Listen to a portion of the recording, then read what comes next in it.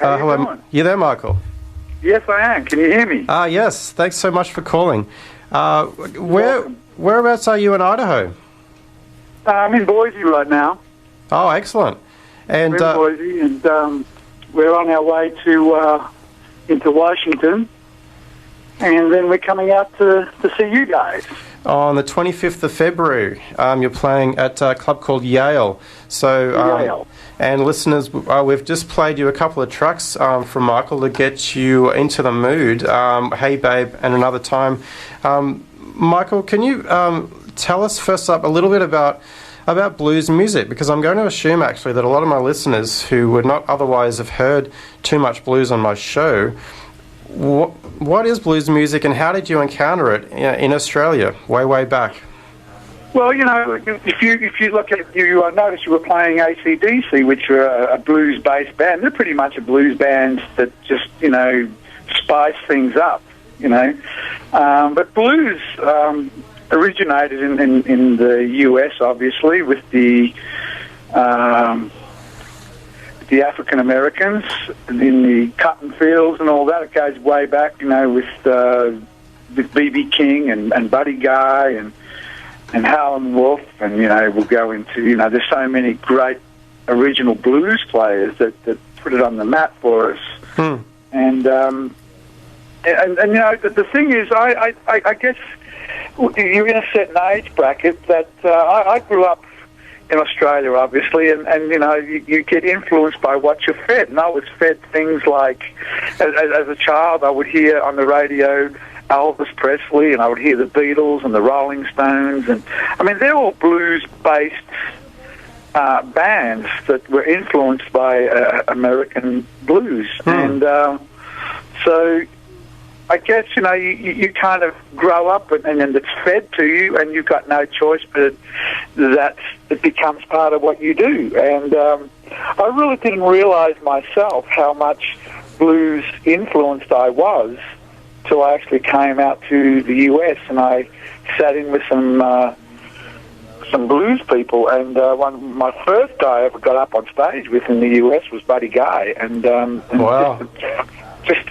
just got up there and started doing my thing, and I felt like I just put a glove on, perfect fit, and I was trying to figure out how come I was fitting in so well, and then I kind of come to the conclusion it had to be what I was fed as a kid on the radio. There was no way out. Yeah. If that makes any sense to you. Wow. And that in 1990 when you first relocated to the States? Yeah, that's when I came out to the States for the first time. It was 1990, and I just never looked back. I was invited out by the guy in his management, and my manager in Australia at the time said, "Now we've been invited out to play at Legends, at Buddy's club. What do you think?" And I said, "Well, there's nothing to think about. That's not even a question. Let's do it." You know, and I haven't looked back. I kind of came out, and as I said, I did a couple of weeks in the Chicago land area, and went back home to Australia. And my career was, you know, I had a pretty good career in Australia, and I played music my whole life there. And I thought, well, you know, why not just go back to Chicago and try a little further and see where it takes me, maybe stay a couple of months this time instead of a couple of weeks. And it kind of went from weeks to months to years, and 20 years later, here I am. So it wasn't planned that I was going to move to the U.S. It just happened, and it's become home, you know. And I must say, I mean, Chicago is an extraordinary city, and there must be so many places there to play just in that city alone.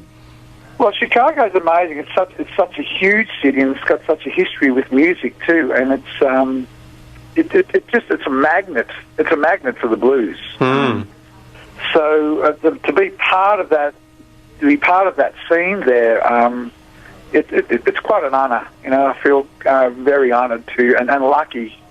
And don't take it for granted that I am part of the Chicago scene. It's just something that you've just got to say, you know, thank you for accepting me. It's just one of those things. Absolutely. And as an ambassador also for Australia, because even 20 years away, your accent's still thick, and it's who you are deep down, your roots.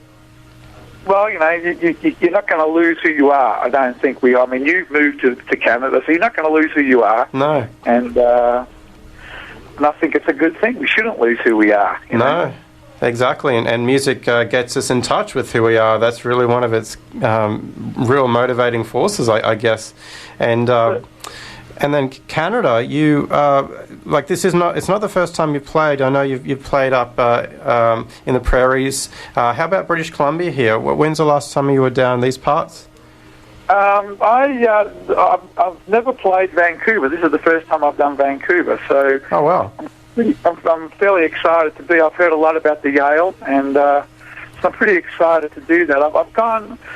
I've been going into Edmonton and Saskatoon and Winnipeg and Calgary, all that part of Canada. I've kind of been there in the last 3 to 4 years, I guess. And to hit Vancouver it's a new area. So I hope that I'm accepted and they like what I do. That's all you can ask for. Well, I have no doubt about that. From the trucks we've played today, I think people will definitely realise that you're an astounding musician, and I'll be there. Thanks so much for calling, Michael. We're going to play at least one more song. We've only got a couple of minutes left in the show, unfortunately, but I'm glad we got a chance to chat. Yeah, it's great. Thank you for having me. Oh, anytime, Michael. So this is Michael Charles, blues musician from Australia and a current resident of Chicago. Michael is playing on February 25th, that's this week, at Yale, which is at 1300 Granville Street. And this is quite an exciting event because Michael is incredibly established, and but this is his first time in the city. So thanks, Michael. Thank you, and see you there. Will do. Okay, thanks so much, Mark. Okay.